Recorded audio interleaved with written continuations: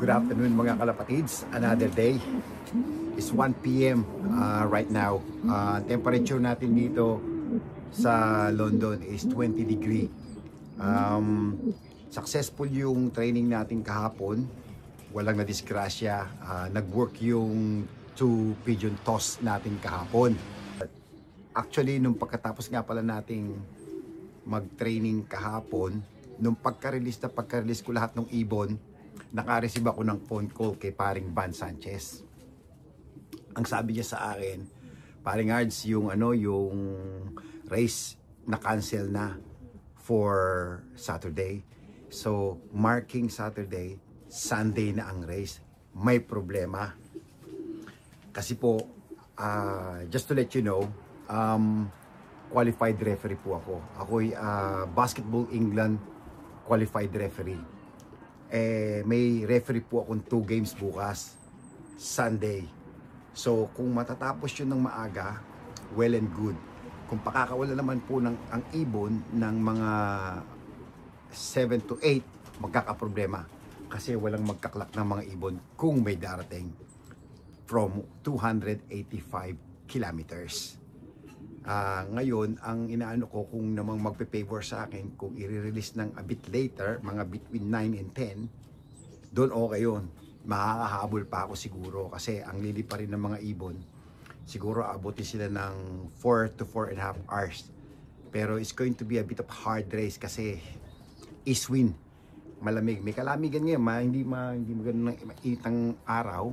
Kasi nga may east wind tayo at sumisikat na si Haring Araw right now. So may maganda tayong forecast by 2 p.m. So it's now 1. Gusto ko kasi maligo ang mga young birds natin ngayon. Magkakaroon sila ng bath ngayon. Paliliguin natin sila. Dun nga pala sa mga nagtatanong tungkol dun sa bakit daw ako hindi gumamit ng ATS. Ito po papakita ko sa inyo.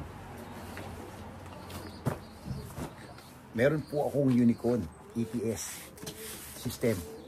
Yan po. Ayan, kumpleto po yan. Ayan. So, ang nangyayari po ay nung nasa South Road ako, itong ginagamit ko. Unfortunately, sa mga viewers natin, nung sumali ako sa local club namin dito, ang ginagamit natin nila ay T3 clock yung ginagamit natin ngayon. So, hindi kami pwedeng gumamit ng ETS system. So, kailangan lahat pare-parehas.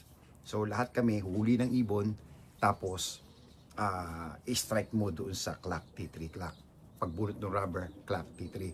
So, wala tayong option but dakmain ng mga ibon, hulihin ng mga ibon, pabilisan ng trapping. Yun po ang dyan, ang labanan dyan. So, dito sa amin, sa new club namin.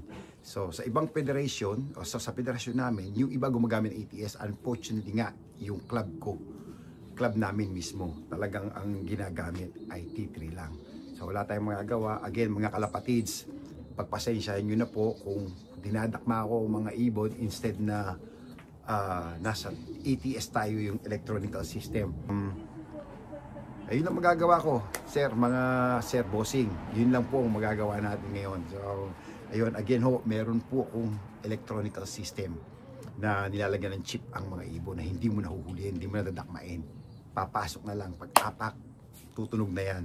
So, meron po tayo yan. So, ngayon, bago po tayo mag-continue rito, gusto ko lang po sana, quick lang po to, magpapa-shoutout lang po tayo. Mabilisan lang po to. Elijah Victa, shoutout sa inyo mga kalapatids. Mark Sampaga from Angeles, Renz Gomez taga Pampanga, Paul Joshua Lagman, Dax Michael Custolia Ilagan, Unulok from New Zealand, Alan Saidali, Junior Toparo taga Bulacan, Asia Family o Asio Family, Nikos from United Arab Emirates, Tubong Pasay daw siya, Tubong Pasay City siya. So, sa mga tropa naman sa mga UK, shoutout sa inyong lahat kay JB, Marvin, Alain, Carlo B, Carlo D, Russell, Van, Michael, Glenn, Jericho, Nick, and J. Carlos. Yan. Shoutout sa inyong lahat, mga kalapatids, at sa lahat ng mga nag-race sa buong mundo. Shoutout sa inyong lahat. Ayan. So, yun nga po, yung training natin, naging successful naman kahapon, magandang uwi natin. So, ang uwi ng mga ibon, happy ako sa performance na ginawa nila. Ayan, as you can see, lumabas na si Haring Araw. Alabas na si Haring Araw. So, okay na yan. Kasi ang gusto ko talaga, lumabas ang Haring Araw, and then, para makapag palipad tayo, tapos maliligo ang mga young birds. So, eto, papakita ko lang sa inyo yung mga young birds natin, ha. Eto, mga kalapatids, ang mga young birds natin. Ayan sila. Alright guys, it's alright, it's just a camera. Yan, ang mga young birds natin. Yan, yung iba, nag-heavy molt na talaga.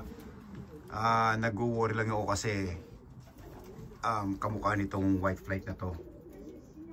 Talagang heavy molt na siya. Yung body feathers niya nalalaglag na lahat. Hinan-check ko siya kahapon, medyo talaga ang dami nang nalalagas. So kung from the previous video, yung kahapong video, kung nakita nyo, pag pinakakawalan ko yung double pigeon toss na dala-dalawa silang pinakakawalan, may mga nalalaglag na balahibo kasi muting na talaga, kasi lumalamig na rito, napifeel na ng mga ibon ng ang temperature, lumalamig. So, ayan. Ito nga pala yung bumalik nating ibon. Ayan o, yung may tama. Ayan. The truth is, hindi ko pa siya na hawakan. Pero kumain ng madami ang kahapon. Hindi ko alam kung asan ang tama niya at the moment. So, since he's alright at kumain siya ng madami kahapon, okay na siya. Again, great grandson po yan nung 13 times first ni Van Sanchez. He is the half brother to my first federation winner. Yan. So yung iba nag-hold ng moat, yung iba naman yan, kamukha nito, itong itim natin dito, nakakalbo na rin, kita nyo yung mukha, oh. Yan. Yan, mga racer natin yung mga yan. Yan, di na masyado madami ko, di naman karamihan ng young birds natin. So again, malapit na, 4 weeks na lang tayo dito, itong loop na to.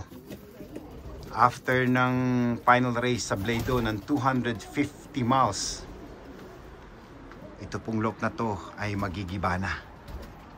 Ayan. Ayan. At nagpapasalamat din po pala ako sa suporta ng mga pamilya ko, lalong-lalo na sa asawa ko. Shoutout kay Mrs. Suporta niya sa akin. Yan. At ako'y pinapayagang bumili ng bagong loft. Yan po.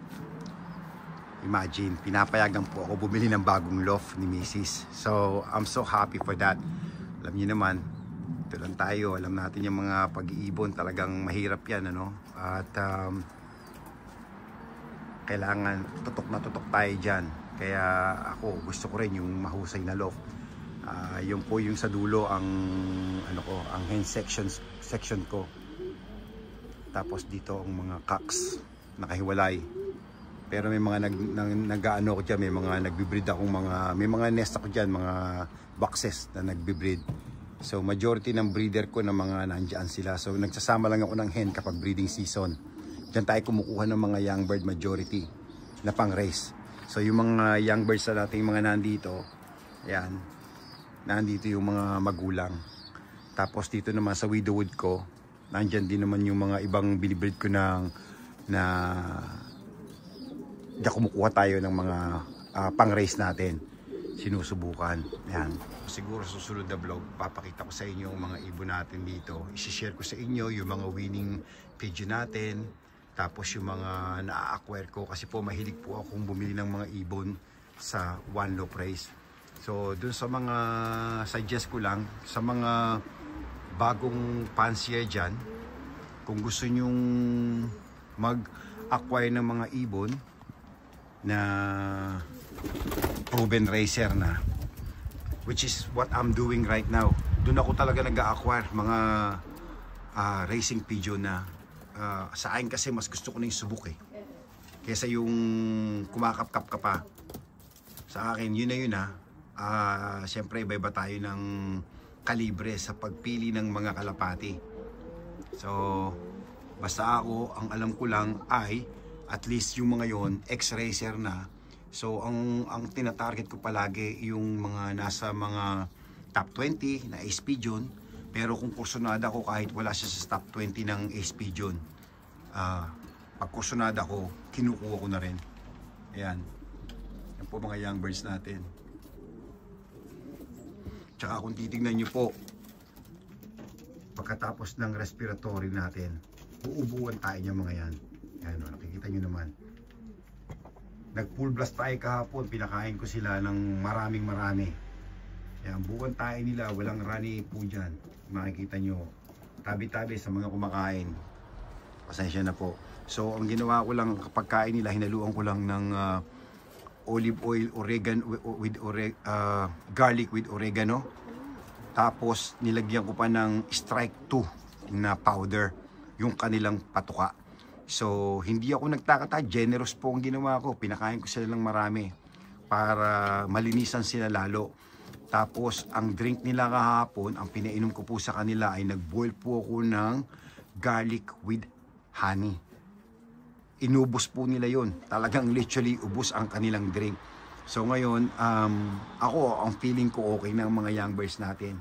Lalaban na to sa Sunday. Ayan.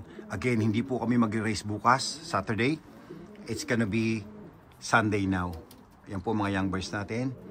2025 young birds. Ayan po mga racer natin.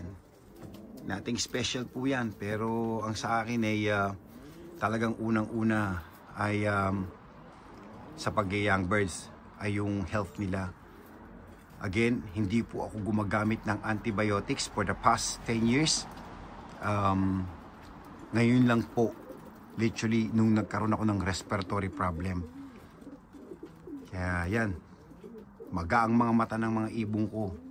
That was last week. Tignan nyo naman kung gaano ka-clear yan. At nakita nyo naman sa training naman. So, nandito po silang lahat. Yan. Papakawala na ako ng ibon, tapos maliligo na sila. So, shoutout again sa mga kalapatids natin dyan na mga mag-race at good luck sa mga race nyo tomorrow or Sunday.